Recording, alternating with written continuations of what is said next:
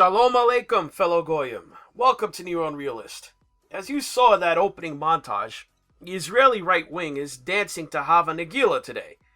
Just about every major news source in Israel is reporting on the historic blowout victory that Israeli Prime Minister Benjamin Netanyahu won yesterday in the Israeli elections, winning a fifth consecutive term as Israel's Prime Minister, the most in that country's history, and cementing his run as the longest continuing serving Prime Minister of the Jewish state, even longer than their founder, David Ben-Gurion.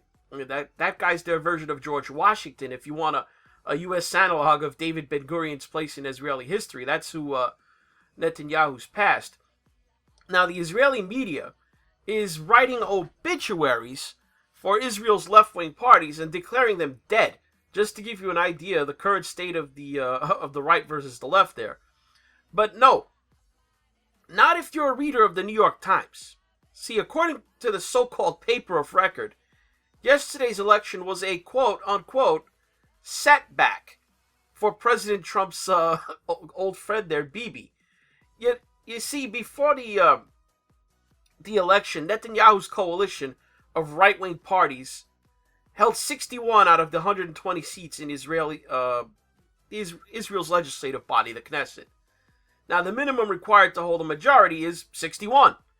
Today, after the election, Netanyahu's coalition has increased their number to 65 seats.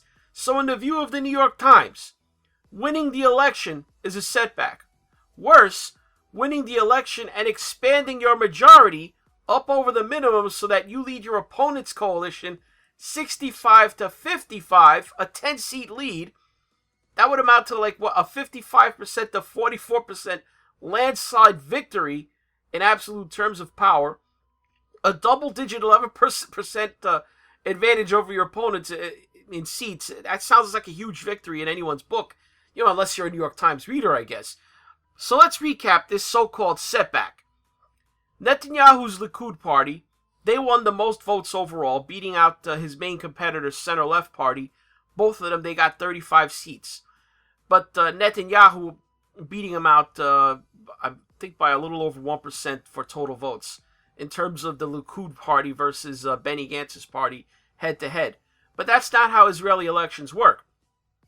And in any event, note the important thing that the New York Times seems to be missing. Note, I didn't say the Israeli Labor Party, which is basically the analog of the American Democrat Party. No, Netanyahu's competition in yesterday's election was a general who formed his own centrist party to the right of what would be the equivalent to the U.S. Democrat Party, the Labor Party. The guy's campaign commercials touted how many foes that his military campaigns took out as a general in the IDF. Now, that's to me is the big news. That Netanyahu has so battered and destroyed Israel's left wing that they are effectively dead in the water.